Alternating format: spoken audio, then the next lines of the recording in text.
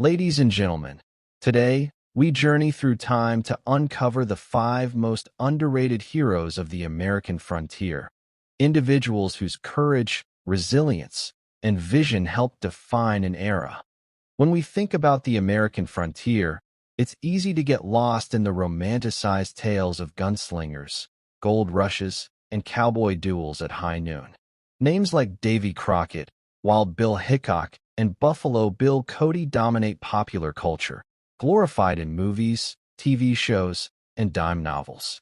These figures have become larger than life, turned into legends that represent courage, exploration, and survival. But the truth is, the story of the American frontier is far richer and far more diverse than the spotlight reveals. Beneath the surface lies a complex web of unsung heroes, people whose contributions were just as significant but who were often ignored by the history books. These were the people who lived in the shadows of fame, yet their impact was undeniable. They included former slaves turned lawmen, women caught between cultures, Black pioneers, Native American leaders, and fearless riders of the rough Western trails. They fought against all odds, not just against outlaws or the wilderness, but also against racism, poverty, and cultural erasure. Their stories offer a deeper, more honest look at what it truly meant to survive and thrive in the unforgiving lands of the American West. Today, we bring 5 of these unsung heroes into the light. Reeves was more than just a frontier lawman. He was a living legend whose story has been hidden in plain sight. Born into slavery in 1838 in Arkansas, Reeves eventually escaped to Indian Territory, now Oklahoma, during the Civil War.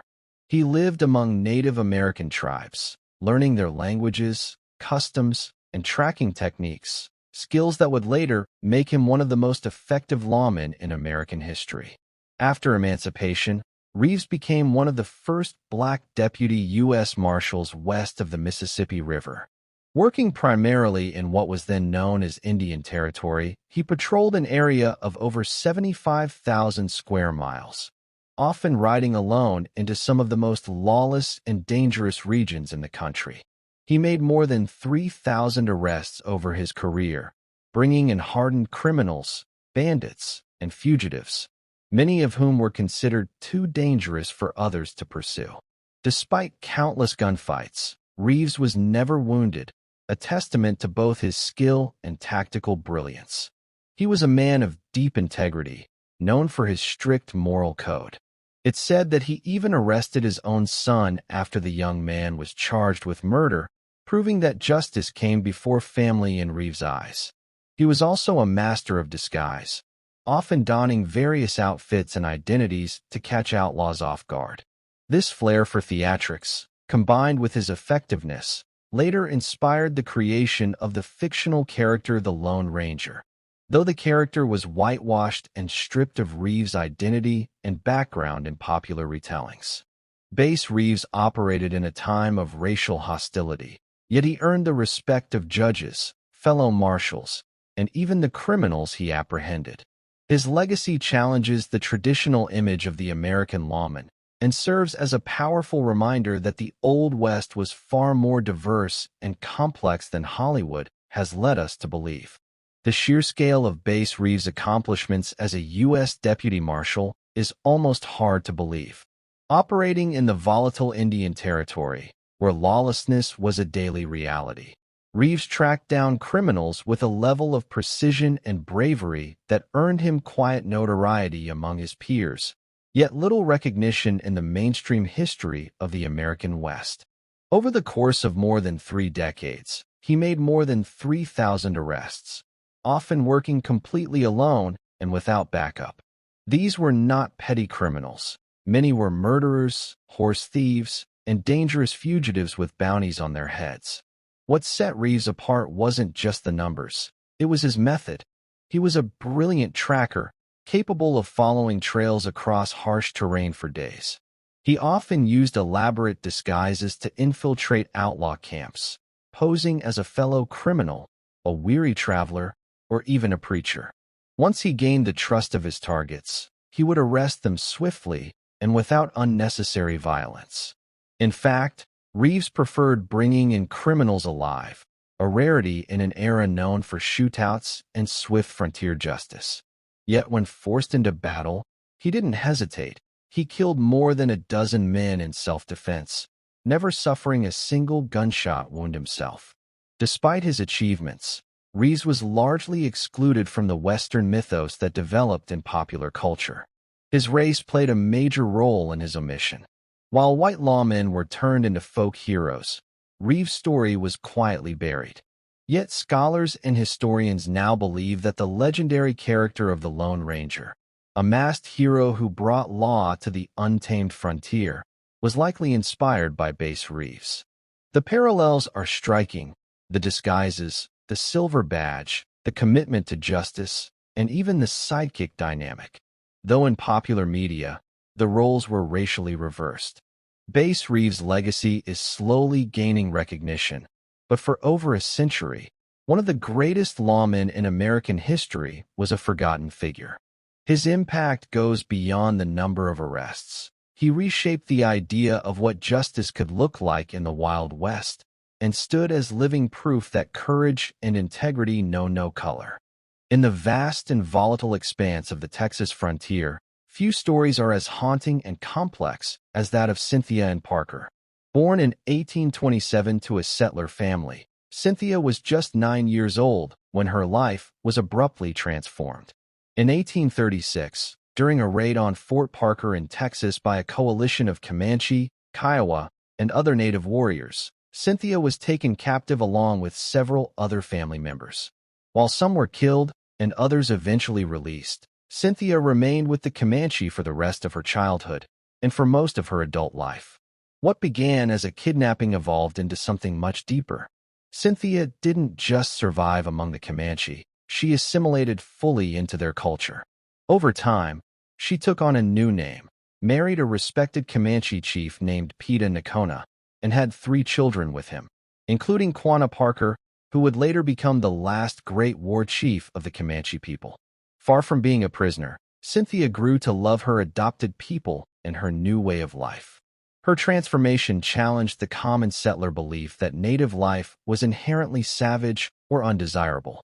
Her story sharply contrasts with the simplified rescue narratives often told about white captives. When Texas Rangers finally located and rescued her in 1860, over 2 decades after her abduction, Cynthia did not rejoice. Instead, she fought bitterly against being taken away, even trying to escape back to her Comanche family multiple times. To the white settlers, she was a tragic figure in need of saving. But to Cynthia, the tragedy began only when she was torn from the only family and culture she had come to know and love. Her early life is a poignant reminder of the deep cultural intersections and emotional complexities of frontier life. It also reveals the deeply human side of historical conflict, how identity, loyalty, and belonging are not always defined by race or birthplace, but by lived experience and the bonds people form in the harshest of circumstances. After being forcibly taken from the Comanche in 1860, Cynthia and Parker's life became a heartbreaking tale of disconnection and despair.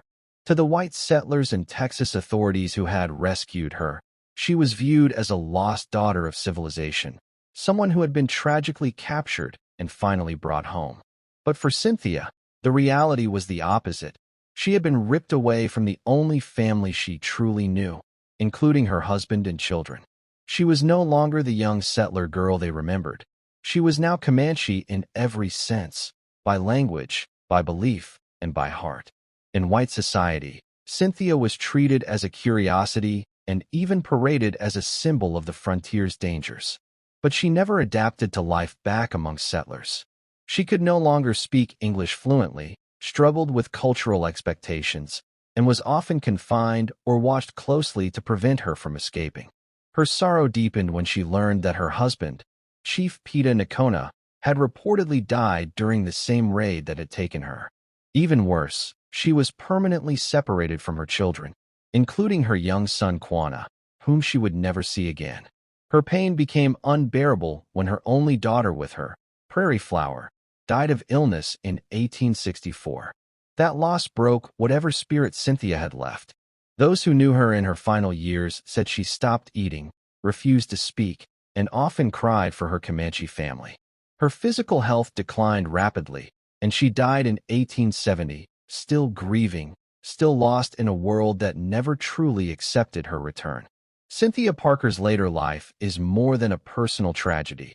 It is a reflection of the deep cultural rifts and misunderstandings that define the American frontier. She became a symbol of something neither side fully understood, a person caught between two worlds, belonging fully to one, but forced to live in the other. Her story exposes the emotional cost of westward expansion, not just in land or lives, but in identity, love, and the ties that bind families together across cultural boundaries. James Pearson Beckwourth's life reads like an epic adventure novel, only every chapter was real. Born into slavery in 1798 in Virginia, Beckwourth's mixed-race heritage. His father was a white planter, and his mother an enslaved black woman, placed him in a complicated position from birth. As a young man, he was eventually manumitted by his father and given the rare opportunity to chart his own destiny, a rarity for a black man in early 19th century America. He didn't squander it. Instead, he headed west, into the uncharted wilderness, becoming one of the most fearless and resourceful frontiersmen in American history. By the 1820s, Beckwourth had joined William Ashley's Rocky Mountain Fur Company, launching a career as a mountain man, explorer, fur trapper, and scout. He navigated treacherous terrain, battled fierce winters, and lived off the land for years, skills that earned him respect among seasoned frontiersmen. He participated in dangerous expeditions, survived skirmishes with rival trappers and native tribes, and traversed terrain that most Americans at the time only heard about in awe-filled whispers.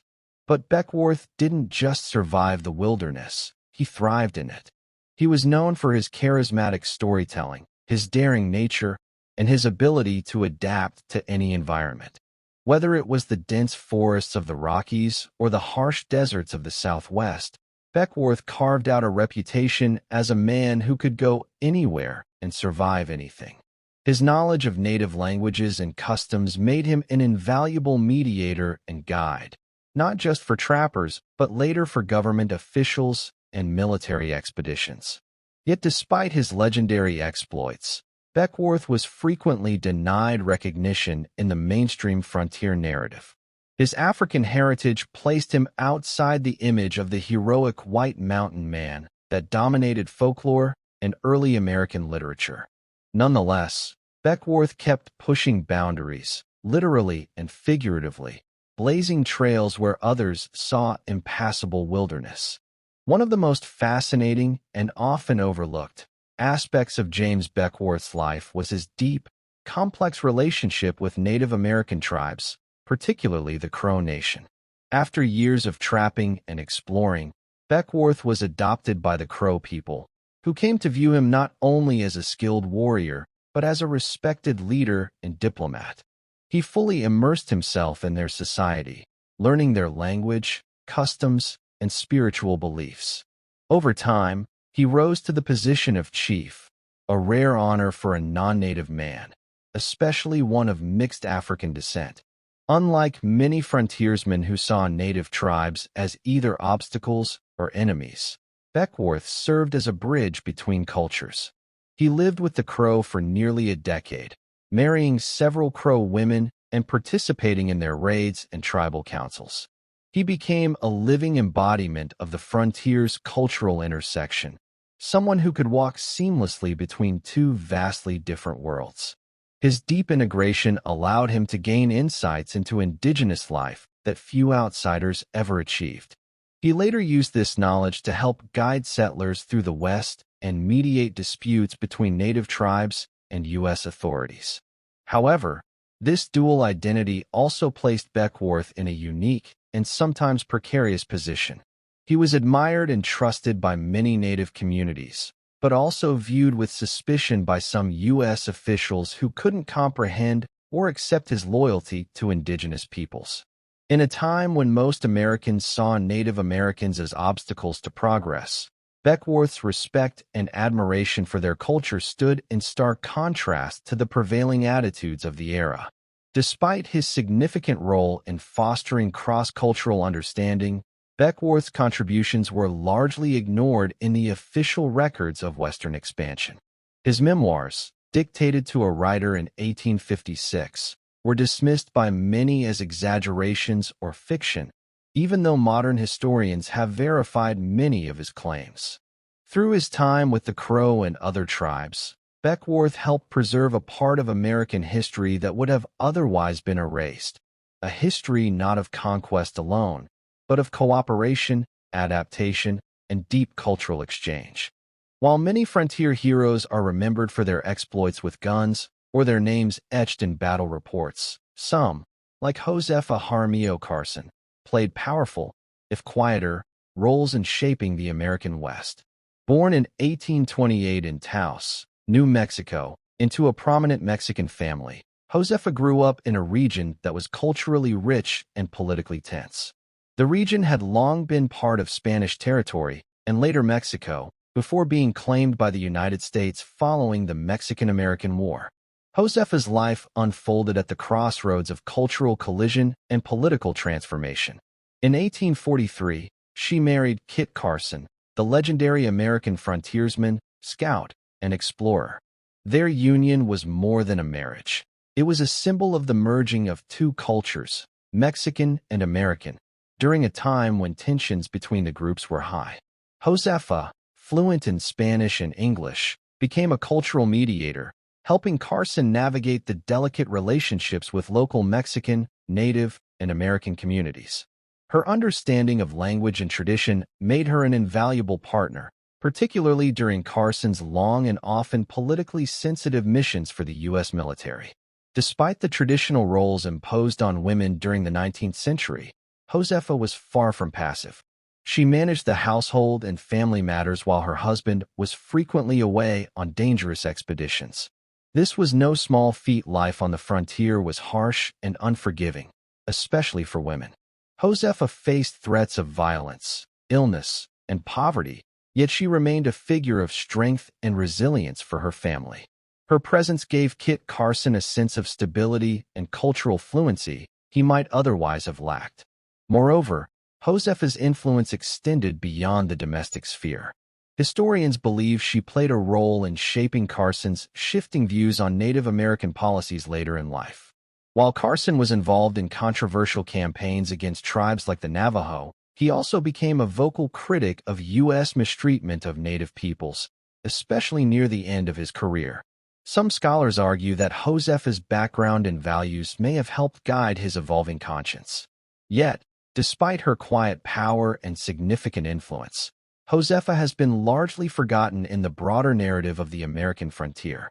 Her contributions were overshadowed by the fame of her husband, and her story often reduced to a footnote in biographies of Kit Carson. But Josefa was not merely a companion. She was a cultural bridge, a voice of reason, and a quiet architect of harmony during one of the most turbulent eras in Western history. The history of the American frontier is often viewed through the lens of European settlers, but it is incomplete without recognizing the vital roles played by Native leaders, particularly Tomochichi, a leader of the Yamacraw Creek people. Tomochichi's story is one of diplomacy, survival, and cultural preservation during a period of rapid and often violent change. Born around 1644, he lived through the upheavals brought about by European colonization, and his leadership would forever change the relationship between the Native American tribes and the growing colonial forces in what would become Georgia. Tomochichi became an influential chief of the Yamacraw tribe, part of the larger Creek Confederacy, which lived along the Georgia coast. When James Oglethorpe founded the colony of Georgia in 1733, Tomochichi played an essential role in the colony's survival and success. Rather than resort to violence or retreat into isolation, Tomochichi chose diplomacy and forged a relationship with Oglethorpe, recognizing the significance of a peaceful coexistence between the native nations and the European settlers. This was a strategic move, as Tomochichi understood that the survival of his people depended on maintaining a balance between resistance and cooperation in a world that was rapidly changing. The relationship between Oglethorpe and Tomochichi was one of mutual respect, and Tomochichi helped broker important treaties that allowed for the peaceful settlement of Georgia, including giving the settlers land for the establishment of Savannah. His role was vital in ensuring that the colony was not immediately plunged into conflict with the numerous Native American tribes in the region. By negotiating peace, Tomochichi helped create a stable foundation for the colony, which ultimately played a major role in the development of the United States. However, Tomochichi's legacy is more than just a tale of cooperation. It's one of foresight and tragedy. He was acutely aware of the encroachment of settlers and the growing threat that colonial expansion posed to native territories. Even as he allied with Oglethorpe, he was careful to ensure that his people's autonomy and culture were preserved, advocating for their rights and protections under the new regime. Tomochichi died in 1739, not long after his final diplomatic missions, but his efforts laid the groundwork for future generations of native leaders to fight for their lands and rights. In the years following his death, much of Tomochichi's work was overshadowed by the rapid expansion of Georgia and the loss of native lands. His name faded from the mainstream historical narrative, but the choices he made and the diplomatic path he forged for the Yamacraw and other native tribes remain critical to understanding the early interactions between Native Americans and European settlers. Tomochichi's life is a stark reminder that Native Americans were not mere victims of colonization, but active participants in shaping the world around them, often through difficult decisions of diplomacy and negotiation. Among the many unsung heroes of the American frontier, Richard Dick Wootton stands out as one of the most intriguing figures whose achievements have been largely overlooked by mainstream history. Born in 1830 in Kentucky, Wootton's early years were marked by hard work and a desire for adventure, much like many young men of his time. However, his life would soon take a turn that would see him become an instrumental figure in the development of the American West, particularly in the areas of exploration, trade, and law enforcement. Wootton first made his mark in the West as a mountain man, fur trapper, and scout. His knowledge of the land and survival skills made him a valued guide for settlers and explorers pushing into the uncharted territories of the Rocky Mountains. But it was in the early 1850s, when he became involved with building and overseeing the Santa Fe Trail and later the Colorado Gold Rush routes, that Wootton's name would begin to solidify as a key figure in Western expansion. He was not just a guide, he was a trailblazer, literally helping to create paths across some of the most unforgiving and dangerous terrain in the United States.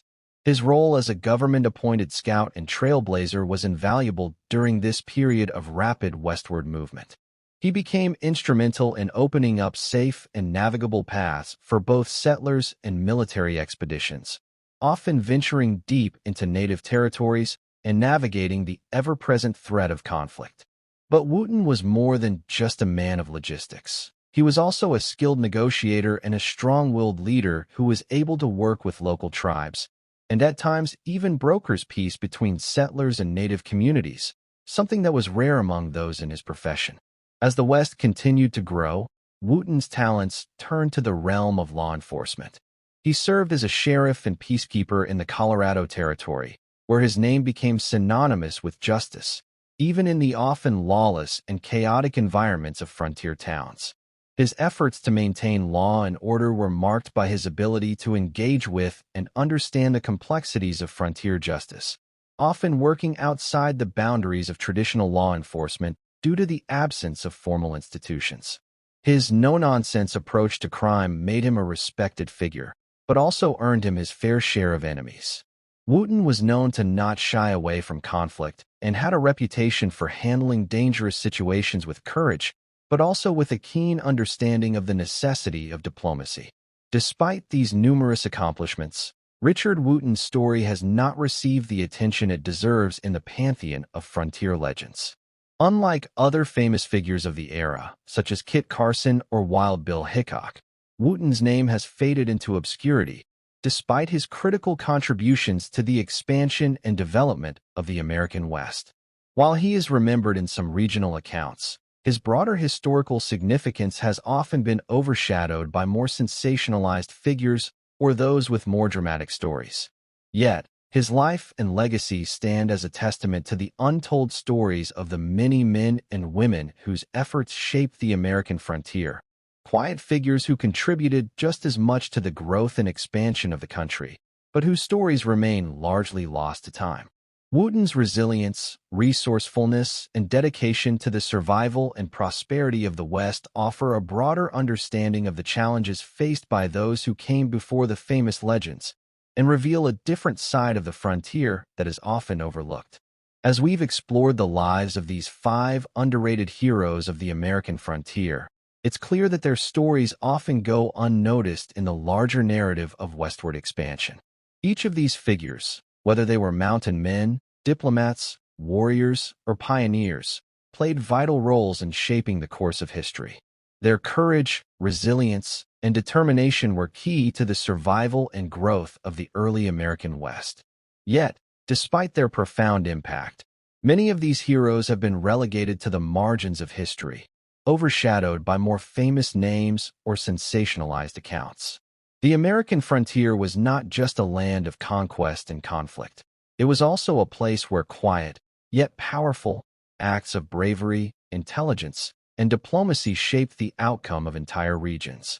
By acknowledging the lives and contributions of these forgotten figures, we not only honor their legacy, but also gain a fuller, more nuanced understanding of the American frontier. These unsung heroes remind us that history is not just written by the victors, but also by the quiet and steady hands of those who lived it with heart, skill, and quiet determination. Their stories deserve to be remembered, not just as footnotes, but as the foundation upon which many of the greatest achievements of the West were built. Let us continue to seek out the hidden histories, to bring light to those who deserve recognition, and to celebrate the unsung heroes whose efforts have made the world we know today possible.